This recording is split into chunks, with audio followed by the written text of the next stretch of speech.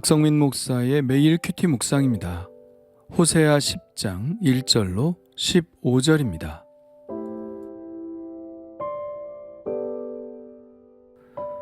이스라엘은 열매 맺는 무성한 포도나무라. 그 열매가 많을수록 제단을 많게 하며 그 땅이 번영할수록 주상을 아름답게 하도다. 그들이 두 마음을 품었으니 이제 벌을 받을 것이라. 하나님이 그 제단을 쳐서 깨뜨리시며 그 주상을 허시리라. 그들이 이제 이르기를 우리가 여호와를 두려워하지 아니하므로 우리에게 왕이 없거니와 왕이 우리를 위하여 무엇을 하리요 하리로다. 그들이 헛된 말을 내며 거짓 맹세로 언약을 세우니 그 재판이 바디랑에 돋는 독초 같으리로다. 사마리아 주민이 베다웬의 송아지로 말미암아 두려워할 것이라. 그 백성이 슬퍼하며 그것을 기뻐하던 제사장들도 슬퍼하리니 이는 그의 영광이 떠나감이며 그 송아지는 아수르로 옮겨다가 예물로 야렙 왕에게 드리리니 에브라임은 수치를 받을 것이요 이스라엘은 자기들의 계책을 부끄러워할 것이며 사마리아 왕은 물 위에 있는 거품같이 멸망할 것이며 이스라엘의 죄 곧 아웬의 산당은 파괴되어 가시와 찔레가 그 제단 위에 날 것이니 그때에 그들이 산더러 우리를 가리라 할 것이요 작은 산더러 우리 위에 무너지라 하리라. 이스라엘아, 내가 기브아 시대로부터 범죄하더니 지금까지 죄를 짓는구나. 그러니 범죄한 자손들에 대한 전쟁이 어찌 기브아에서 일어나지 않겠느냐. 내가 원하는 때에 그들을 징계하리니 그들이 두 가지 죄에 걸릴 때에 만민이 모여서 그들을 치리라. 에브라임은 마치 길들인 암소 같아서 곡식 밟기를 좋아하나 내가 그의 아름다운 목에 멍에를 메우고 에브라임 위에 사람을 태우리니 유다가 밭을 갈고 야곱이 흙덩이를 깨뜨리리라. 너희가 자기를 위하여 공의를 심고 인애를 거두라. 너희 묵은 땅을 기경하라. 지금이 곧 여호와를 찾을 때니 마침내 여호와께서 오사 공의를 비처럼 너희에게 내리시리라. 너희는 악을 밭가라 죄를 거두고 거짓 열매를 먹었나니 이는 내가 내 길과 내 용사의 많음을 의뢰하였음이라. 그러므로 너희 백성 중에 요란함이 일어나며 내 산성들이 다 무너지되 살만이 전쟁의 날에 베다벨을 무너뜨린 것 같이 되리라. 그때에 어머니와 자식이 함께 부서졌도다. 너희의 큰 악으로 말미암아 베델이 이같이 너희에게 행하리니 이스라엘 왕이 새벽의 정령 망하리로다. 아멘.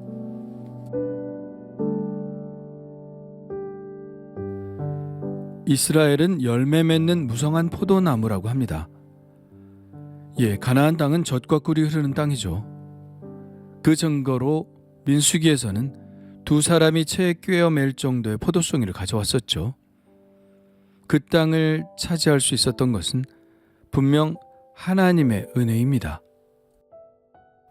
그런데 이스라엘은 그 열매가 많으면 많을수록 더 번영하면 번영할수록 하나님께 감사의 제사를 올려드리는 것이 아니라 우상을 위한 산당을 더 많이 짓고 주상 곧 우상을 더욱 아름답게 만들었습니다. 하나님은 이스라엘의 그 행위에 대한 상응한 벌을 내리실 것입니다. 그 제단과 주상을 헐어버리실 것입니다. 이는 그들이 두 마음을 품은 결과인데요. 하나님도 섬기면서 바알도 함께 섬겼죠. 하나님은 두 마음을 싫어하십니다. 야고보 사도는 두 마음을 품은 자들은 무엇이든지 주께 얻기를 생각하지 말라고 하십니다. 하나님은 오직 당신께만 소망을 두는 사람의 기도를 들으시고 그를 돌봐주시죠. 그들은 이렇게 탄식할 날이 올 것입니다. 우리가 여호와를 두려워하지 아니하므로 우리에게 왕이 없거니와 이스라엘은 처음에는 사무엘에게 왕을 세워달라고 했죠. 하나님은 이 요구에 대해 섭섭해 하셨습니다. 그들이 나를 버린 것이라고요. 그러나 하나님은 이 요구를 들어주셔서 왕을 세우셨습니다. 하지만 이스라엘은 그들이 세운 왕마저도 존중하지 않았죠. 하나님과 상관없이 자기들 마음대로 왕을 제거하고 세우기를 반복했습니다. 그 결과 왕이 없는 시대, 그들의 통치자가 부재한 시대를 맞게 되었죠. 그러나 설사 왕이 있다고 한들 지금의 이스라엘을 다시 일으킬 힘은 없을 것입니다. 그래서 왕이 우리를 위하여 무엇을 하리요? 라고 탄식할 것이라는 말씀이죠. 벳 아웬의 송아지란 여로보암이 베델에 세운 송아지 우상을 말합니다. 벳 아웬은 본래 베델 옆에 위치한 황무지를 일컫는 말인데 그 뜻은 악의 집입니다. 베델은 하나님의 집이죠. 호세아는 송아지 우상이 서 있는 베델을 더 이상 하나님의 집이라고 부를 수 없어서 베델을 벳 아웬, 악의 집이라고 부른 것입니다. 그러니까 벳 아웬은 베델을 말하는 것이죠. 이 송아지 우상을 하나님이라고 섬겼던 사마리아 주민들은 두려워하고 슬퍼할 날이 올 것입니다. 산당은 파괴되어 가시와 찔레가 그 제단에 나게 될 것이고 그 송아지는 아수르로 옮겨져서 야렙 왕에게 예물로 바쳐질 것입니다. 야렙 왕은 싸움의 왕이라는 뜻인데 아수르 왕을 가리키죠. 반면에 사마리아 왕은 물 위에 떠 있는 거품이 금방 터져버리듯이 멸망할 것입니다. 실제로 주전 722년 이스라엘의 마지막 왕 호세아는 아수르로 끌려가 그 소식을 알 수 없게 되죠. 하나님은 이스라엘의 뿌리 깊은 죄에 대해 탄식하시며 이렇게 말씀하십니다. 이스라엘아, 내가 기브아 시대로부터 범죄하더니 지금까지 죄를 짓는구나. 기브아의 죄는 앞서 9장에서도 한번 언급되었었죠. 사사기 19장에 나오는 죄를 말합니다. 기브아 사람들이 레위인의 첩을 집단으로 강간하여 죽인 사건인데 이것도 소돔과 고모라 못지않은 큰 죄이지만 더 큰 문제는 이런 죄악을 저지르고서도 회개할 줄 몰랐다는 것입니다. 베냐민 지파 사람들이 자기들의 이런 죄악이 드러났다면 바로 잡았어야 했는데 모든 이스라엘 지파들이 죄를 지적했음에도 불구하고 끝까지 고집을 피우며 회개하지 않았기에 전쟁으로 인하여 베냐민 지파는 거의 멸절되게 되었죠. 그런데 호세아는 이 시점에서 왜 기브아의 죄를 드러내는 것일까요? 기브아가 이스라엘을 대표하는 성읍인가요? 예, 그렇게 볼 수도 있습니다.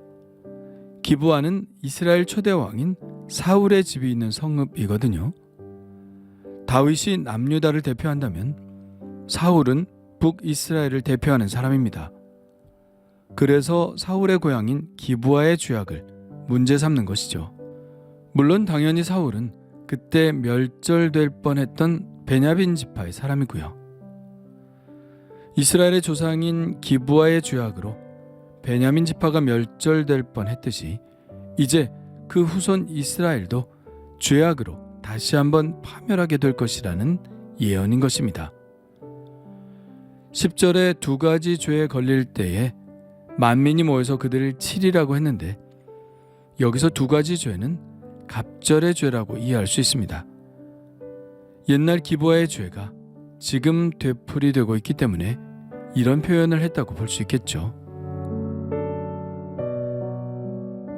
11절은 이렇게 말씀합니다. 에브라임은 마치 길들인 암소 같아서 곡식 밟기를 좋아하나 내가 그의 아름다운 목에 멍에를 메우고 에브라임 위에 사람을 태우리니 유다가 밭을 갈고 야곱이 흙덩이를 깨뜨리리라. 보통의 소들은 처음에는 곡식을 밟는 것과 같은 단순한 일을 합니다. 그러다가 이 소가 능력이 있다 싶으면 좀 더 어려운 일, 밭을 가는 일을 시키죠. 11절의 말씀을 원문 그대로 읽으면 이렇게 됩니다. 내가 지나가다가 그의 억센 목덜미를 보고는 에브라임에게 멍에를 메우려 했노라. 이 말씀과 같죠. 그래서 하나님은 더 큰 기대를 가지시고 12절 말씀처럼 에브라임 곧 이스라엘에게 이렇게 말씀하셨습니다. 너희가 자기를 위하여 공의를 심고 인애를 거두라. 너희 묵은 땅을 기경하라. 지금이 곧 여호와를 찾을 때니 마침내 여호와께서 오사 공의를 비처럼 너희에게 내리시리라. 이것이 현재 하나님께서 호세아 선지자를 통해서 이스라엘을 회개시키려고 각성시키려는 말씀이면 얼마나 좋겠습니까마는 이것은 하나님께서 예전에 이스라엘에게 바라셨던 바람입니다. 공의를 심고 인애를 거두는 나라가 되기를 바라셨죠. 묵은 땅을 기경하고 하나님을 찾기를 바라셨죠. 그러면 하나님께서 공의를 비같이 내리실 것이라는 약속도 하셨습니다. 그러나 결과는 실망이죠. 이스라엘은 오히려 악을 밭갈아 죄를 거두고 거짓 열매를 먹었습니다. 하나님 없는 삶을 선택했습니다. 하나님을 의지하기보다는 자신의 길과 자신의 용사의 많음을 의뢰했습니다. 그러니 하나님의 공의는 사라졌고 그들을 향한 하나님의 인애도 사라져 버렸죠. 그러니 멸망할 수밖에요. 백성 중에 요란함이 일어나고 산성들이 다 무너지고 살만의 전쟁의 날에 벳 아벨을 무너뜨린 것 같이 될 것이라고 말씀합니다. 여기서 살만이 누구를 의미하는지 벳 아벨이 무엇을 의미하는지는 정확히 알려져 있지 않으나 살만은 아수르 왕 살만 에셀 3세나 살만 에셀 5세를 말하는 것이라 추정할 수 있겠는데요. 살만 에셀 3세는 제임시 서쪽 지역을 원정해서 두로와 시돈 그리고 이스라엘의 예후에게 조공을 바치게 했고 살만 에셀 5세는 사마리아 성을 3년 동안 에워싼 후 이스라엘을 완전히 멸망시킨 왕입니다. 그 중에 아직 이 시기가 멸망 전이라면 살만 에셀 3세일 것으로 생각됩니다. 또한 벳 아벨이라는 지명은 명확하지 않은데요. 유대 역사가 요세푸스에 의하면 갈릴리 남동쪽 23km 지점 요단강 유역에 위치한 아르벨일 것으로 추정합니다. 아수르가 이 지역을 자신의 영토로 만든 것이 주전 732년이니 살만 에셀 3세의 재임 시절이죠.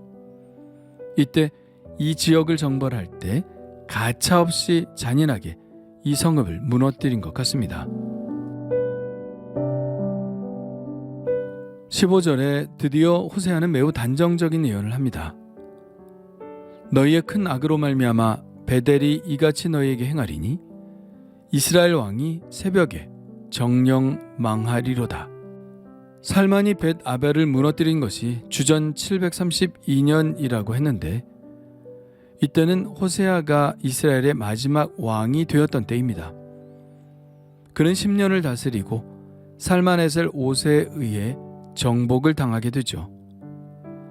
새벽에 정령 망하리로다 라는 말은 결전이 벌어지자마자 금방 망할 것을 예언한 것입니다. 이스라엘은 하나님의 기대를 많이 받았던 나라입니다. 하나님은 그들로 하여금 가나안의 묵은 땅을 기경하여 공의가 비같이 내리는 하나님의 나라를 건설할 것을 기대하셨습니다. 그러나 그들은 두 마음을 품었고 하나님의 뜻과는 정반대로 치달아 오히려 악을 밭을 갈고 죄를 거두었습니다. 그래서 하나님은 다시 이방인들의 손으로 그들이 사는 땅을 갈아엎으실 수밖에 없었죠. 우리는 다 보잘것없지만 하나님은 우리에게도 어떤 기대를 품고 계시는 줄 압니다. 디도서에 보면 이런 희망을 우리에게 품고 계시는 것을 볼 수 있죠. 그가 우리를 대신하여 자신을 주심은 모든 불법에서 우리를 속량하시고 우리를 깨끗하게 하사 선한 일을 열심히 하는 자기 백성이 되게 하려 하심이라. 우리를 구원하신 목적이 있다는 것이죠. 선한 일을 열심히 하는 하나님의 백성이 되도록 하는 것입니다. 이스라엘은 실패했지만 우리는 실패하면 안 되겠죠. 이 땅의 묵은 땅을 기경하여 하나님이 다스리신 공의의 하나님의 나라를 세워가는 하나님의 백성이 되기를 원합니다. 주님 감사합니다. 공의를 심고 인애를 거두라는 말씀을 마음에 새깁니다. 지금이 바로 여호와 하나님을 찾을 때이고, 하나님을 찾을 때 하나님은 이 땅에 공의를 일으키실 것입니다. 바로 우리 그리스도인들을 통하여 당신의 나라를 만드실 줄 믿습니다. 그 하나님의 꿈에 합당한 백성이 되기를 원합니다. 두 마음을 품어 하나님을 떠나지 않게 하시고 하나님과 함께 이 땅을 새롭게 하는 당신의 백성이 되게 하여 주시옵소서. 예수님의 이름으로 기도합니다. 아멘.